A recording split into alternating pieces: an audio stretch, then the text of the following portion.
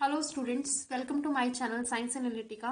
अगर आपने अब तक मेरा चैनल सब्सक्राइब नहीं किया है तो मेरा चैनल सब्सक्राइब कर दें ताकि आपकी कोर्स की जो आने वाली फर्दर वीडियोस है वो आप बिना किसी इंटरप्शन के देख सकें और आपका जो सिलेबस है उसमें किसी तरह की रुकावट पैदा ना हो और आपका जो कोर्स है वो प्रॉपरली चलता रहे।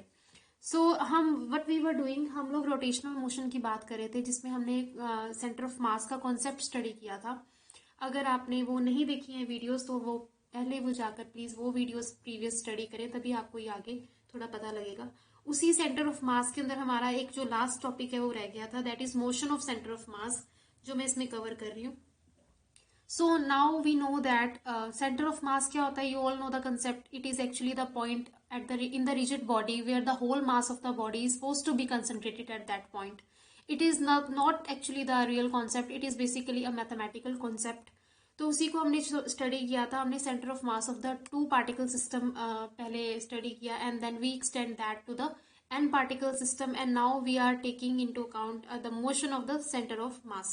We know that the position vector r of a system of n particle is given by this relation, that is r is equals to 1 upon m summation I runs from 1 to n as n number of particles is there, and we are considering the ith particle from those n particles, and it comes out to be mi ri dot, where ri is the position vector of the ith particle and capital R is the position vector of the center of the mass lying somewhere at the center of the body।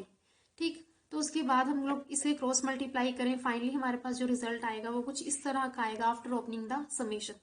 Now assuming that mass m1 m2 till mn and total mass m do not change with the time, and now we are differentiating it both side with the respect to time, क्योंकि ये चीजें time के साथ change नहीं हो रही तो इसे हम इजीली डिफरेंशिएट कर सकते हैं विद टाइम। तो हमारे पास जो आएगा it will come out to be m d r by D t is equals to m को तो हम छेड़ेंगे नहीं because it is constant value, it is not changing. तो चेंज क्या हो रहा है, फिर जो पोजीशन वेक्टर है पोजीशन चेंज हो रही है विद टाइम। तो R1 के लिए क्या होगा, d r one upon d two, m two d r two upon d two and so on up to m n into d r n upon d t. अब हमें पता है कि d r upon d t क्या होता है, velocity होती है हमारी। सो ये क्या आएगा, v1 velocity of the first particle, v2 is the velocity of the second particle and v3 is the velocity of third particle. So now अब यहाँ जो है capital M V and capital V is the velocity of centre of mass, that is T R by D T.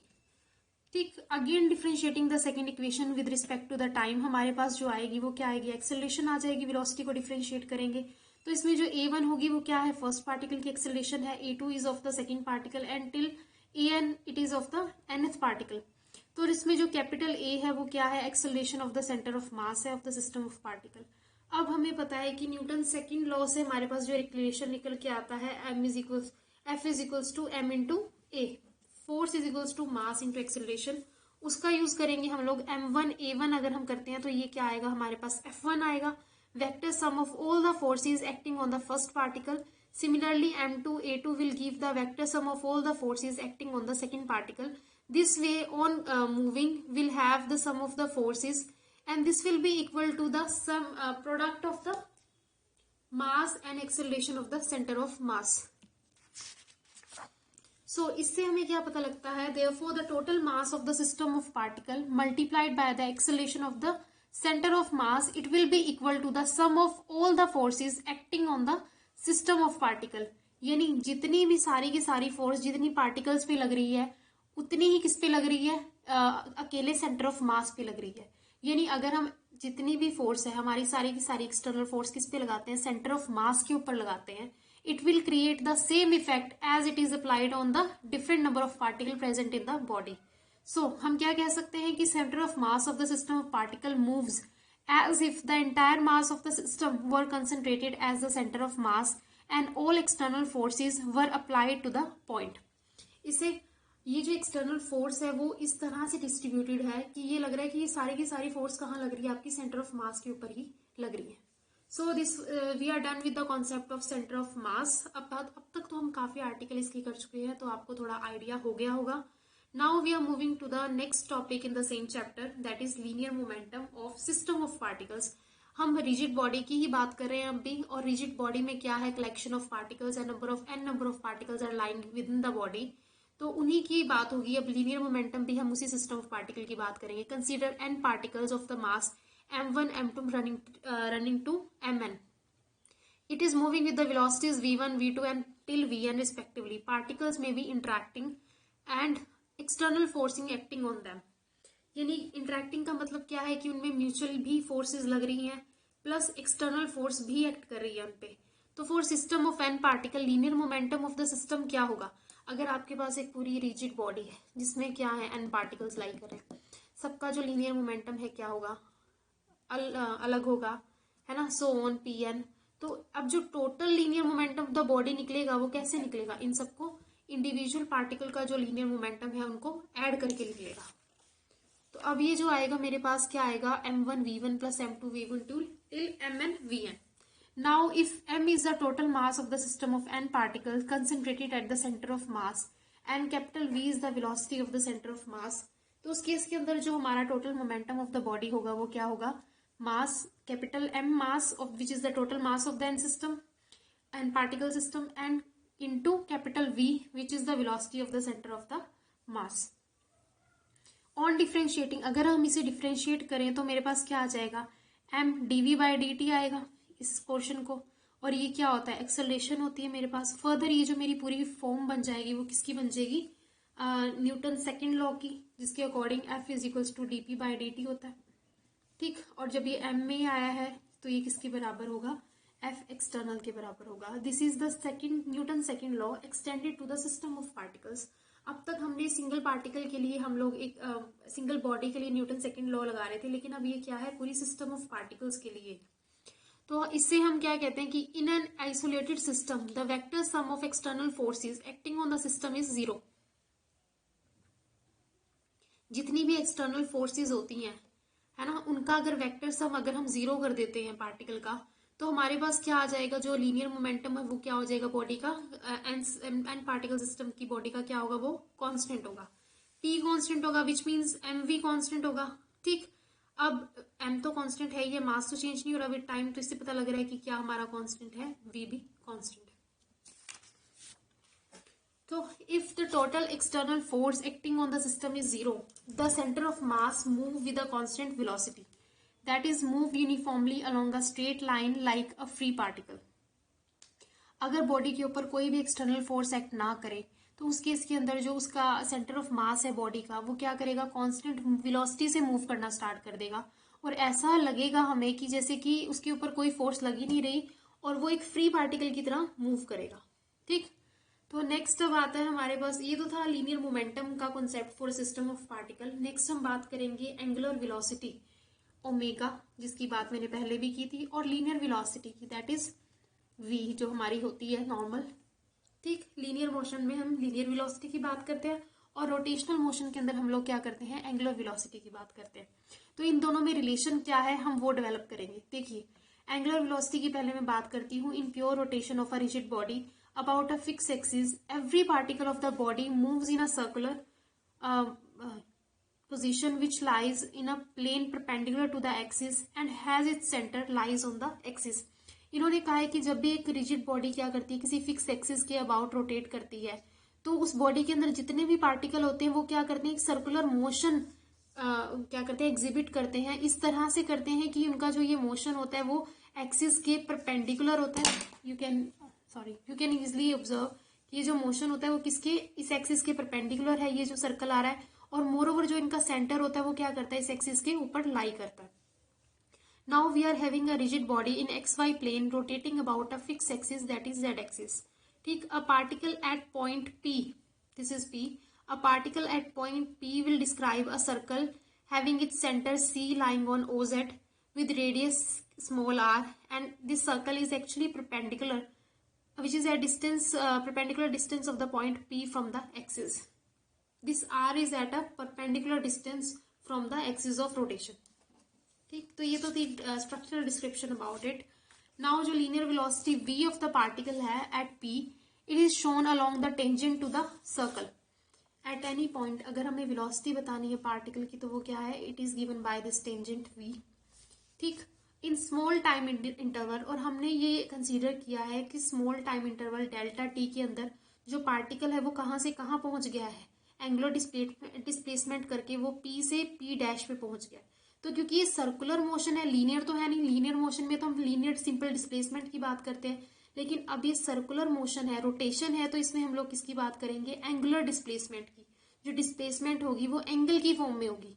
तो हमने देखा कि in time delta T आपका जो पार्टिकल है वो पी से डिस्प्लेस होकर के पी डैश पोजिशन पर आ गया। ठीक, so this is known as angular displacement. Now the angular displacement of a particle is nothing but the rate of change of its angular velocity of a particle is the rate of change of angular displacement. तो angular velocity को हमने क्या लिखा है, angular displacement upon time taken, that is delta theta upon delta t.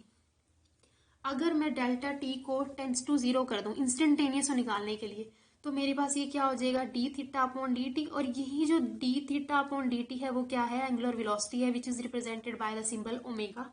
So this gives us instantaneous angular velocity, और इसके जो units क्या होंगे, एंगल के क्या होते हैं, रेडियन होते हैं, रेडियन अपॉन टाइम के कितने होते हैं, सेकेंड। तो इसके जो यूनिट्स हैं वो क्या होंगे, रेडियन अपॉन सेकेंड।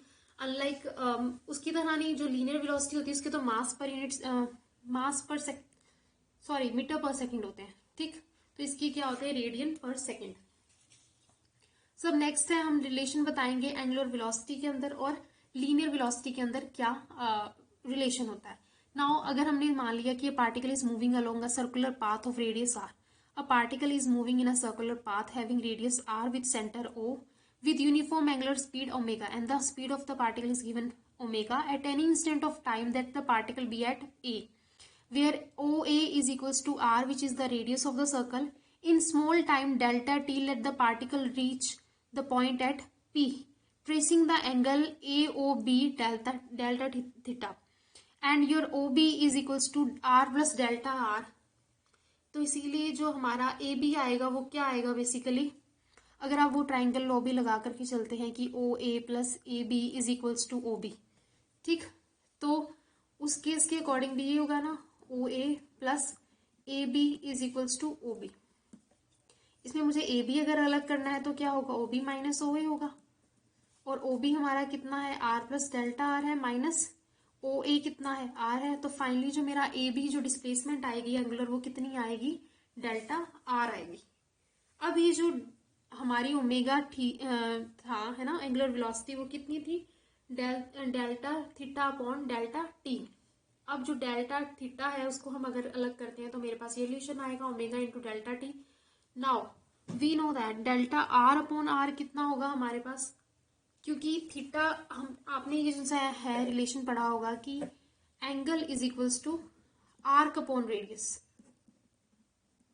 ठीक, उसी को हमने यहाँ अप्लाई किया है इस जगह पे लेफ्ट हैंड साइड पे, दैट इज डेल्टा आर क्या है आपकी, आर्क होगी, और आर क्या हो गया आपका, रेडियस हो गया।